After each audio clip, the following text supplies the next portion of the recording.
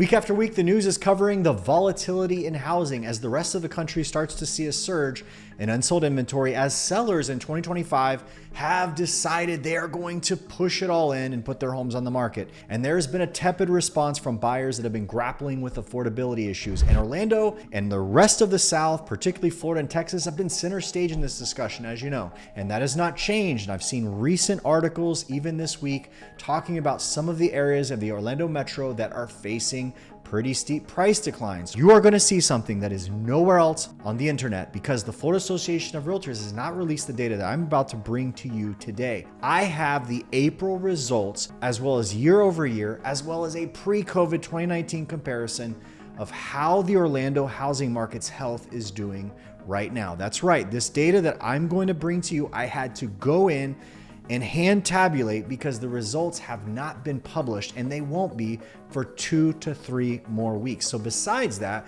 we're going to have a discussion at just what we can expect going through summer. If you're a buyer in this market or a seller, you do not want to miss this update because it's going to help you plan your next steps. We're going to talk about exactly what's happening with price cuts.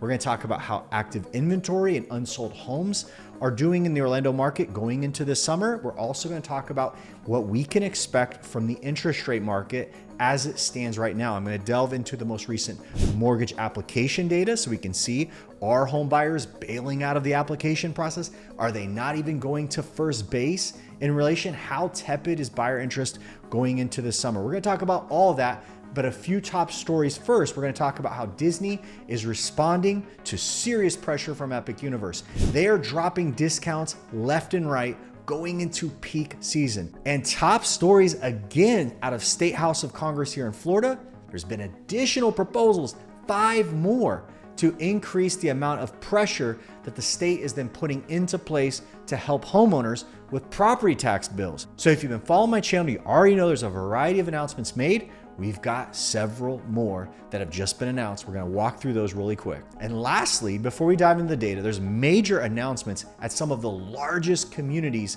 going on here on expansion and new builders announced and just what that means in relation to your home's value across these vastly growing areas here in the Central Florida market. So buckle up. We've got a ton to talk about this week's Week in Review. And if you appreciate it, do me a huge favor, dive down below, smash the thumbs up, consider subscribing to this channel so you don't miss any more of these great updates. All right, my friends, we've been talking about it for a long time. Epic Universe is here. May 22nd, it makes its actual grand opening. Now, much of the public may or may not be aware it's been open for pass holders and early press. So I've already had a chance to go and spend a day at the park, and it is absolutely amazing. It is my favorite park in Orlando by far, and I cannot overstate how much fun the park is.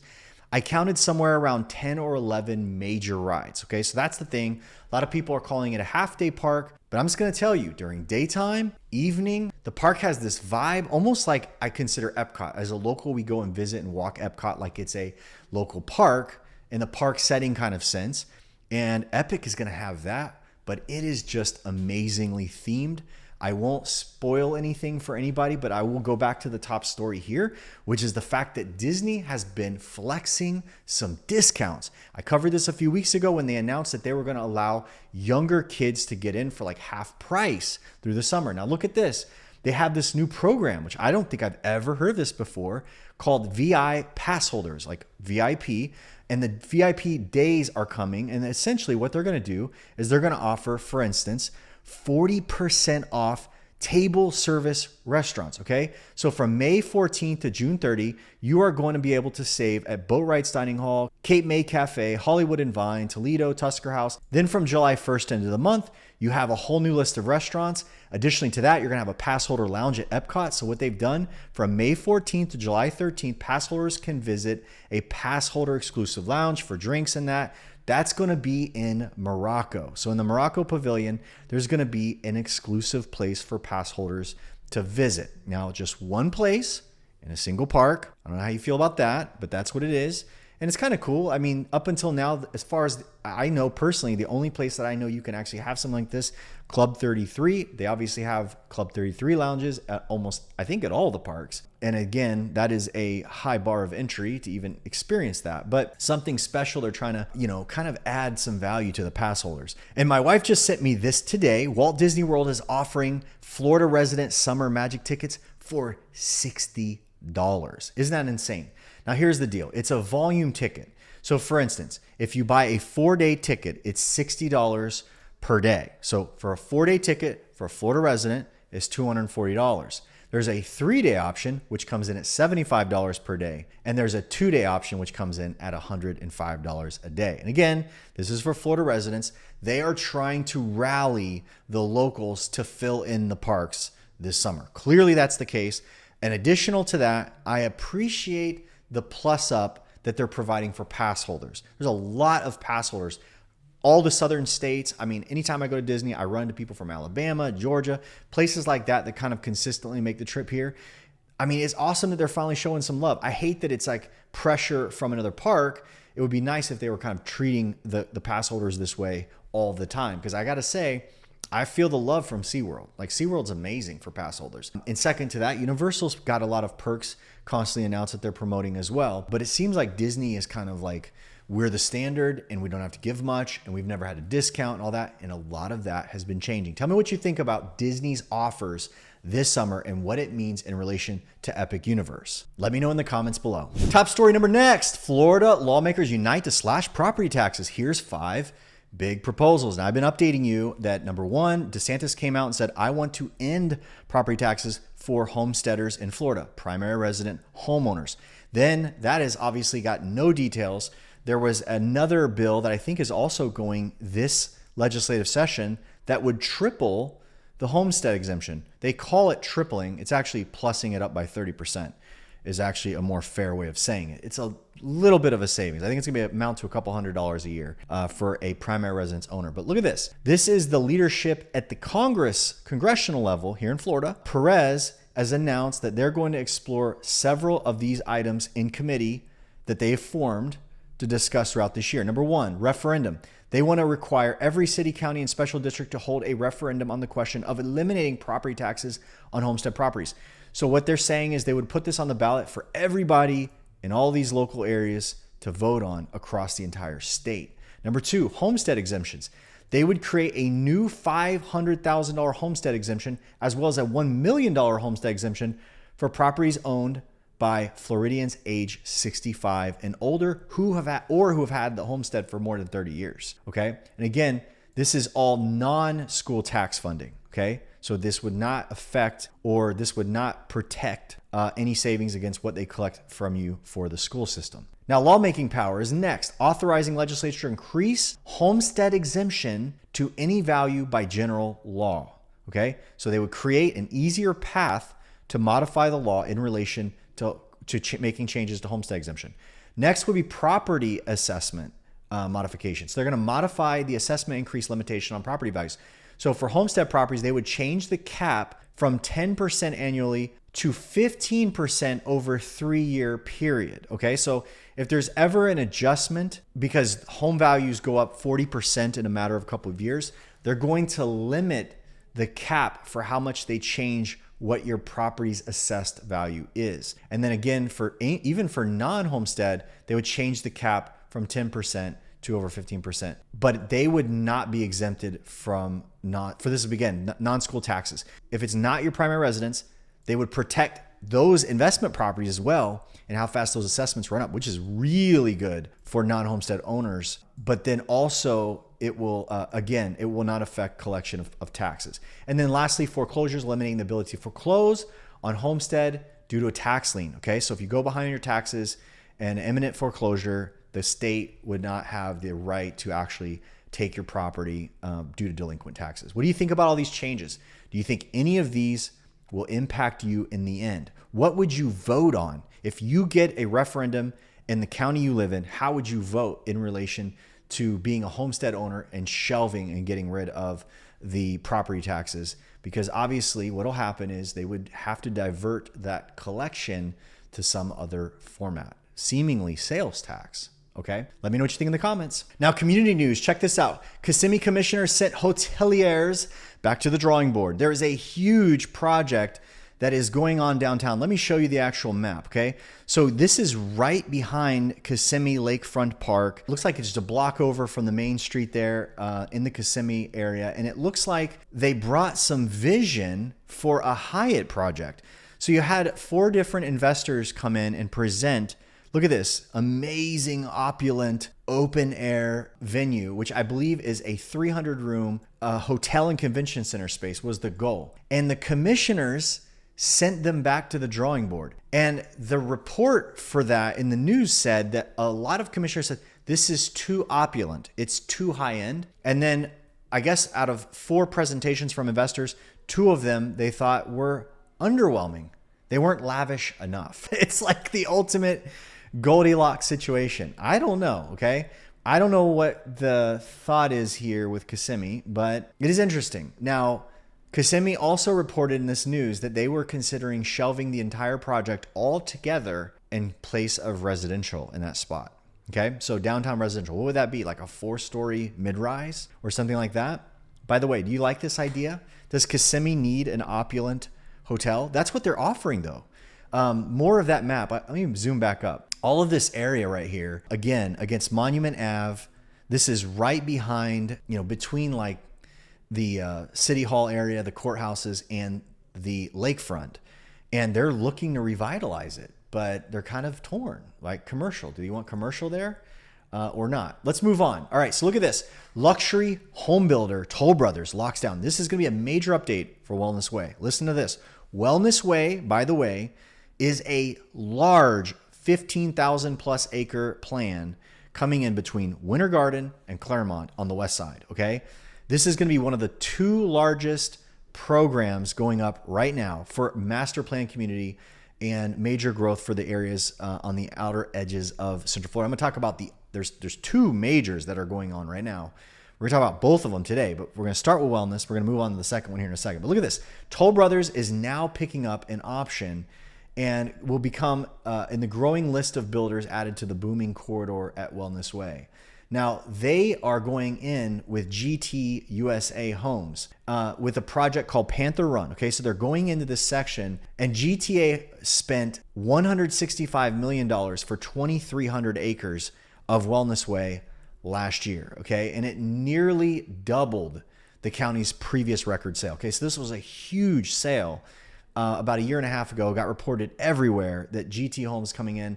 And then out of that, they've produced plans and are basically working with builders to build these out. And Toll Brothers just took a shot at bringing their luxury product in. Now, if you're unfamiliar, Toll Brothers has quite a few communities active in the Orlando metro right now. For instance, just north of Wellness Way or northeast, you have Bella Colina, which they build homes like you see here pictured on 100-foot lots. They, at the time, years ago, they started around 1.7, 1.6. Now they routinely sell for more than $2 million. The other thing I want to talk about is that Toll Brothers is also actively working, I don't know how I missed this, in Howey in the Hills. So Howey in the Hills is a little pocket community, really small town. If you drive through it and you sneeze, you will have missed it. But it is small no more. I mean, they are building onto this lovely little small, it's the idyllic Florida small town, and it's close to Claremont. It's a reasonable drive to Tavares. It's kind of like right in the pocket of Lake Harris chain of lakes, so you've got a lot to do. But this is Toll Brothers is building a 500 something lot community. Look at this, 560 lots. The community is called Lake Hills. Will be the largest Toll Brothers community in Orlando, and it will be the first active adult offering that they have. And again, we're talking Toll Brothers. Toll Brothers has around $1 million average sale, one of the highest for production builder, probably the highest price production builder that Orlando even has. So when you're talking about, not having to pay a custom builder to build you a one-off house, usually Toll Brothers, aside from that, is going to be the top of the list with a customized luxury offer. So this is what's coming in. If you're familiar with the area, this is just ahead of Mission Resort and Club. It's going to be north of there. And again, it's going to be walking distance to the new public shopping center and all the retail that is going in. Howey in the Hills is growing. So there you go, folks. Are you ready to make a move? Make one call, that's all, and put my 23 years of experience and nearly 4,000 satisfied home sales to work for you. Jared Jones is the way to go. Call 706-5000. Now, just announced Orlando acquires land from the Mormon Church subsidiary in Sunbridge. So check this out. The city of Orlando just picked up 15 acres in April by giving $8 million in transportation impact fee credits to the Mormon Church. If you're not familiar, the Mormon Church has a massive, approximately 50,000 acres of ranch, which is one of the largest cattle ranches is still in existence in the entire country. And we are looking at building a freeway access on the east side of town. So we're now on the other side of Orlando. We just talked about Wellness Way. The other project, which is a massive, massive build out, is Sunbridge. Sunbridge is adjacent to Lake Nona to the east. So this is about as far east on the Orlando Metro as you can get. This is where the latest growth is. And again, just kind of making comparisons. If you're thinking about Wellness Way is the largest growth opportunity on the west. This is an opposing situation on the east. And again, if you've not seen anything about Sunbridge, I just dropped a video a few days before this one on Lake Nona, and I do a few minutes of time where I actually update Sunbridge and I show you a look of the area and just kind of give you an aesthetic of the houses and things. Beautiful area. The challenge for Sunbridge, though, is that it's down in the middle of the woods. They are building it in the middle of nature and pasture land. It is beautiful. But the only way in and out for the people of Sunbridge is to drive 3 miles towards Lake Nona and take Narcoossee Road into 417 or 528. Tell me in the comments how good of a trip do you think that is to get to a freeway, okay? So that is not the easiest thing to do. So what they've been planning, and again, this has been the work since 2018. And according to what I've been reading from the developer in this area, Tavistock, which developed Lake Nona as well, Tavistock said Sunbridge, they've just had to basically drag their feet a little. They've had to manage the pace at how much of this project they construct, because this road has been taking a long time. It's been 7 years in the planning. What the plan is to build from Cyril's Road here in Sunbridge and take this highway north so that people can get to the 528 faster. So essentially get people in and out of Sunbridge without having to drive them through Narcoossee Road. Huge plus for property values in the long run when that finally comes. The other thing is that the Sunbridge Parkway is supposed to go all the way down south to 192 Erlo Bronson Memorial Highway coming through St. Cloud. So essentially this will become the outer band on the outside of town to get people north and south. Almost a mirror image maybe of the 429, how we have that above, shooting Disney all the way to Apopka. It's a north-south access road. And again, seems like the projects here are slow coming because they're trying to be careful how they build it and what they impact when they go through with it. But it is happening at a turtle's pace. But it looks like it is finally going to begin, hopefully soon. All right, let's talk about the state of the housing market at large. And we're going to start with interest rates. Look at where mortgage rates are right now. For the 30-year fixed, you see up here in the corner, which was represented by the blue line at the bottom here, we are at 6.86% with good credit right now. That is 0.33. It's a third of a percentage point lower than it was a year ago. It's slightly up over a week, and it's slightly up over a month. You can see the chart here showing all of 2024 and then again in 2025. It's relatively in the middle of where it's been for the past year. Now let's take a look. This is what the market is saying about the probabilities that the Federal Reserve is going to actually adjust interest rates. And yes, they do not directly affect the mortgage rate, but they do in terms of the long run. Indirectly, they do have an impact. According to the market, there's going to be an 80% chance that at the next market meeting on June 18th, there will be no change to the central bank's mortgage rate. But let's take a look at the most recent update from the Mortgage Bankers Association and how buyers are responding to these 6.8, 6.9% market rates. As we know, we're around 70 to 80% of all buyers in every market has to get a mortgage. So mortgage rate causes sensitivity. It affects affordability. And what does the last week's look like? So look at this. Total mortgage applications, this is going to include purchase and refis, rose 11%. Refinance applications are 51% higher than a year ago. Isn't that crazy? 0.33% difference in interest rate over a year ago. We have 50% increase. Purchase applications are 11% week over week. So we have seen an increase from one week to the next, impacting the amount of people going in and saying, I want to borrow money. 13% higher than the same week last year, which is good. In Orlando last May, we saw a little bit of a softening in the market that same month. So hopefully this carries over to our local market. FHA purchase applications rose 9%, contributing to 6% overall gain in government backed. But look at this, VA applications for refinance were 26%, leading the refinance surge. All right, let's jump into the Orlando housing market data. As I told you, I have tabulated data all the way up to within the past week, data which will not surface from the Florida board for another 2 to 3 weeks. So let's dive in. This right here is the track record from today as it stands. Now, I'm doing this week over week over week. I missed a gap here from April 24 till May 8th, but you can see I've been running this on a regular basis. This is really what I bring to you every week on these weekend reviews. So if you ever see next week's update, even though we will be in the middle of May, we won't have rounded out May, I'm going to keep adding to this and we'll just keep reporting as we go. But look at this.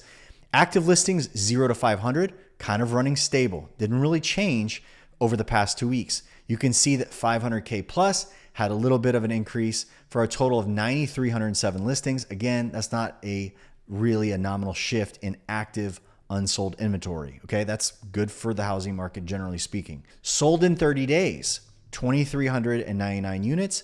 Pending is at 3,527 units. Month of supply edged up just a tiny bit. And then vacants really kind of similarly flat. Look at the fail rate. So in the last reading, we had a severe drop off in the amount of listings that had been pulled off the market based on people failing to sell. So that's not surprising because summer, you have most of the activity taking place and a lot of buyers are there. And so sellers are seeing more showings, are less likely to quit. Okay, so take a look at this. This first chart is the total summary for the end of April. I'm comparing it to how we did a year ago and then April of 2019. And then the last column is going to show you a comparison of 24 versus April of 25. Now look at this. New listings. Look at this increase from last year by 5%.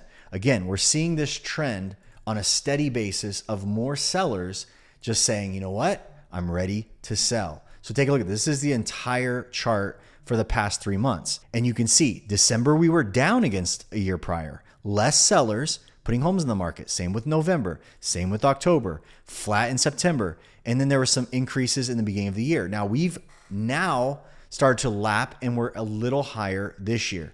So in January, 18% more single family. In February, 6%. March, 13%. And look, this is the April tabulation. It was only up by a margin of 5%. So not quite as many sellers going up against prior year as we've seen in the spring months that we just went past. Look at 2019. And this is representative of what we would consider typical pre-pandemic. Nearly 4,000 listings hitting the market. So even at 3,617 units, we're still not seeing a big number of listings hitting the market. Now, the next stat we're going to look at is closed sales. Take a look at this. 2,601 units. Nice big increase over a year prior. So we had 2,344 sales a year ago. And look at 2019, 3,100 units. But nonetheless, in 2025, we are up 11%. Now that's a good sign because let me show you the recent chart. So you can see that we had March, we were dead even. And February, we were down 10.7. So the interesting thing was January, we had a big number of listings hit the market. In February, we had closings down, which drove the months of supply, the active unsold inventory versus how many buyers were buying them. It kind of went up. And with that, you had price cuts go with it because sellers were kind of concerned in that moment. Like, we got to make a move to get rid of these houses. And so ultimately what has happened is you've seen the pattern stabilize a little bit. Look at active listings though, okay? So here we are, 2025. You can see 9,301 existing units in supply total. In April of 2024, last year, we had 7,218 units. So we're up 28%. Not terrible. You're going to see a lot of the markets. You say, Jared, how does that compare to the rest of Florida? A lot of the markets throughout Florida, 40, 50, 60% over prior year. So for us to be up 28% is not bad. I'm also starting to see markets like Las Vegas, other marketplaces around the country, they're seeing 40, 50% increase in numbers. So again, Orlando is not the same as every other market. It's not the same. You have to understand all things are relative, and different market demands are going to affect how much unsold inventory sits around, how stagnant it gets, and then according to that, how sellers will get anxious and possibly start reducing prices. Our pending count this year, 3,595 units. It is down from last year. So then in April, look at April. This is incredible to me. April moving season, pre-pandemic, 5,000 units under contract. Incredible. This, by the way, our pending volume in the month of April that just passed is down 4% against last year. Look at median price, flat, okay? This is interesting. Say you have 452,000 median price last month against year prior, 450,000. Look at pre-pandemic median, $269,000. Again, we're flat. Now here's the deal. What does the trend look like? A year ago, we were running 2.5 to 3.5% over the prior year. So we were positive by a higher amount. And the amount this year is only 0.4, it's 0.5%. So it's very, very flat. Very, if you look at it on a graph too, again, I keep saying this, if you look 2.5 years back, you see very stable price in Orlando, okay? So you can't cheer when it's up a little bit, and you can't cheer when it's just break even, is what it is. Months of supply, look at this, 3.85 months of supply. You'll see up here, remember I've been tracking this trend. So you can see, look, it's been 3.8, so got close to 3.9, and it's been flat in that area for about a month and a half now. And earlier this year, we pierced 4 months of supply, okay? So you got to understand, we're a little bit down from where we started the year when we had January, that big surge of new listings. And February, the sell-off wasn't there. So you had that number kind of shift a little higher, but now it's kind of come back down. So it's 3.85 right now.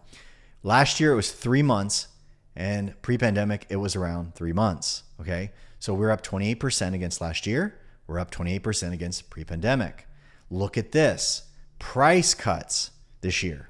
Price cuts this year are 29.5% of all listings, okay? I don't know if I have that chart actually loaded for us.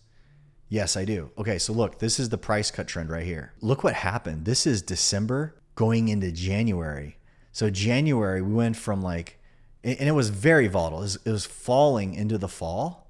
And then from December, it kind of shot up to almost, 30%, 29% right here. Peaked at the very top in March. So sellers made a move. Over 31% of all properties, almost 32% of listings had a price cut. And then April, it moved down. So in April, fewer sellers had to move on price because obviously the months of supply was stabilizing. But you can see that whenever you see the number of unsold inventory kind of going up and sellers getting anxious because there's more of them and fewer buyers, and if pendings drop, shows buyers are kind of pulling back and standing off the sellers, and sellers have to make a move. I'm going to show you some other interesting data points to illustrate what I'm saying. But look at this.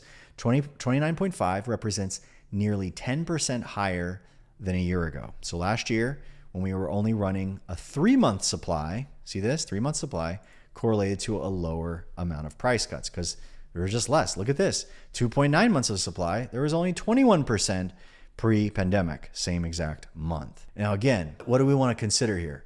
Price cutting dipped, which corresponds with seller confidence. Sellers in April felt stronger, ergo they did not reduce, okay? Now the median list price year over year, this is an interesting trend too, is the price that sellers are bringing homes to the market now is 3 to 4% below prior year. You tracking with me on that? Sellers this year are not pricing wiggle room into their prices anymore. Okay, this is good for buyers. So you have to understand psychology of sellers. Most of the time they say, well, this is what they're selling for. I'm going to go up 3% and price in some room to negotiate. This year, wiggle room is not in the price. Okay, so sellers are starting and trending 3 to 4% down. They are starting more aggressively. That means the sense of the market is that sellers do not want to drive any distance between themselves and a potential sale. But here's the reality. Buyers are moving in on great options. Buyers are having a sense of a little bit more choice than at any point in 4 or 5 years. So you do have more opportunity. If there's specific communities that you're keying in on, buyers have choice of homes that they did not have. And this is important because over the past couple of years, many buyers made concessions in their criteria. I want a pool, but I can't get a pool because in the area I want to live, there are no pools behind any of the houses. They just don't exist. There's just nothing for sale. And there's other phenomenons about why that's happening. But from the aspect of sellers holding off, I saw a chart. In fact, I have it queued up, that there's actually a measure of tenure increasing across the country. Look at this. Median homeowner tenure has doubled since 2005. In 2005, the median U.S. homeowner lived in their home for 6.5 years. In 2024, that number grew to 11.8 years. And by the way, they have a chart down here. You can't see it, but Tampa and Orlando is right around 8.6. So in the areas where people tend to move more frequently, things of that nature, you are seeing a little bit shorter time frame. By the way, areas like California that have Proposition 13 limiting how much that price taxes can go up on their constituents that own houses for long periods of time. Look at this. All these homes here that 17, 18 years of home ownership, almost 19 years.